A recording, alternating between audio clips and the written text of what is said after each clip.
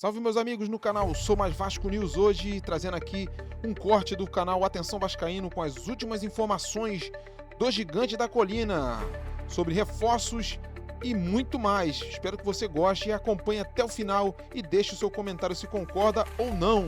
Bom, vamos lá, falar das informações do dia. Vamos começar falando do Carlos Cuesta. O Vasco ainda não se pronuncia oficialmente sobre a situação do Carlos Cuesta. Por isso que eu digo aqui a vocês, e às vezes eu não tenho nenhuma preocupação de ser um anticlímax. Para mim, pelo que eu tenho de experiência no futebol, só pode se dar que o negócio está fechado, amarrado, quando estiver assinado. O Carlos Cuesta tem um acordo verbal com o Vasco. Sim, isso tem. Os acordos geralmente são cumpridos, mas por que o Vasco conseguiu o Carlos Cuesta de volta?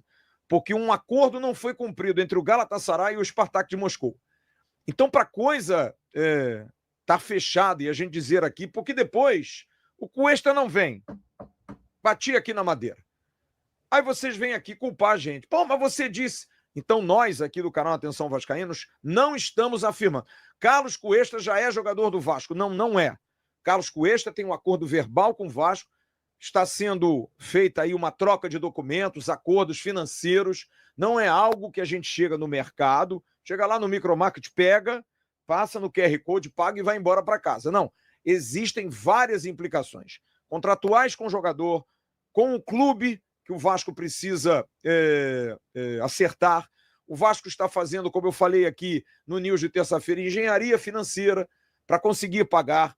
A situação que aconteceu do Cuesta com o Spartak facilitou o trabalho para o Vasco, porque eles tiveram que voltar com o rabinho entre as pernas. Os mesmos agentes, e faz parte do jogo, que quiseram ganhar percentual em cima dos 100% da compra do Spartak, tiveram que voltar para o Vasco agora e aceitar o modelo de negócio do Vasco. E isso é uma coisa que a gente vai falar já já, porque o Vasco tem um dirigente como Admar Lopes, que é bom de negócio, conhece, fala a mesma língua dos caras, viveu anos na Europa, é europeu, mas viveu anos negociando como diretor de clubes na Europa, em Portugal e na França.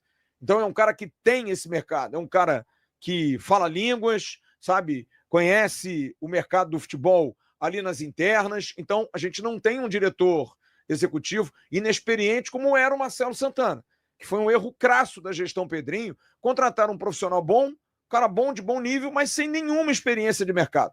Marcelo Santana era presidente do Bahia, deixou de ser presidente do Bahia, virou executivo do América de Natal para ser executivo do Vasco. E a gente perdeu aí 2 janelas e a gente vai mostrar isso. O Admar, o buraco é mais embaixo.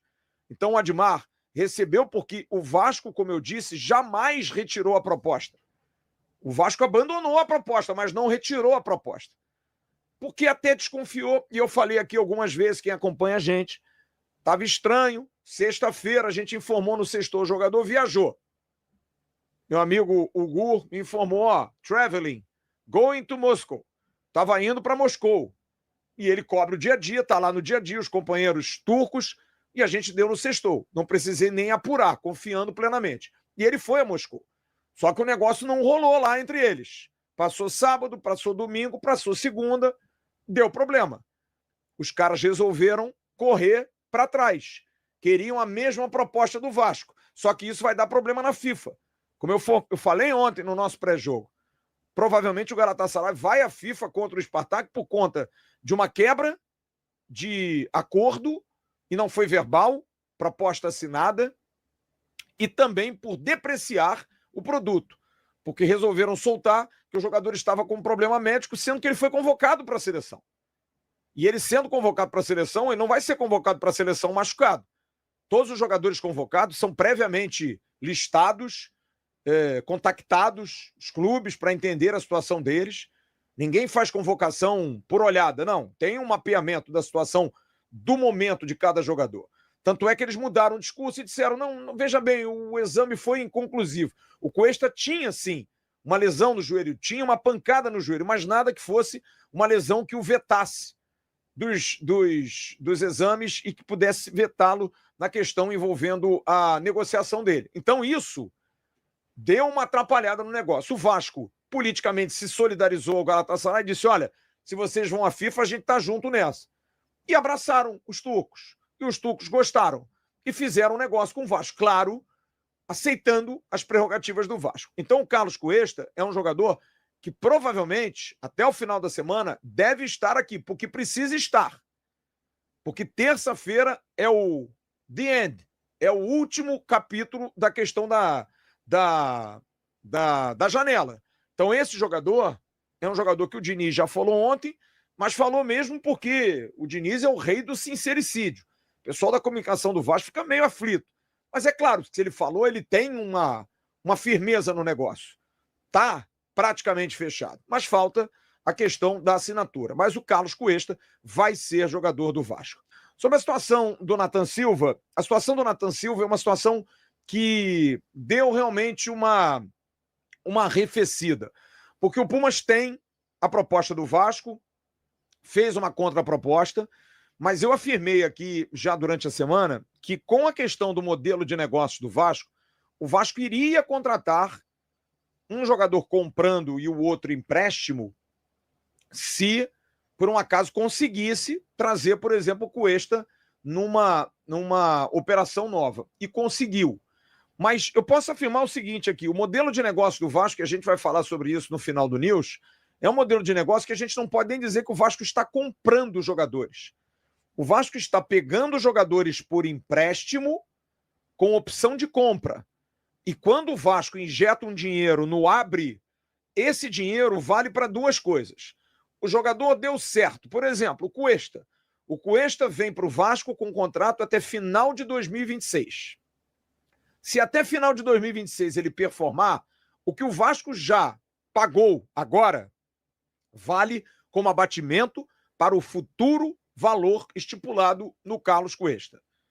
Da mesma forma, se por um acaso o jogador não der certo, vamos lá, Maurício Lemos 2, a missão, o Vasco devolve o jogador volta para a origem e o Vasco passa a ter um percentual em cima do valor que ele investiu. Hoje é um modelo muito comum no futebol, porque você desanuvia a folha, o Vasco assume todos os encargos e todos os salários do jogador, o clube não vai utilizá-lo mais, no caso o Galatasaray, e topa.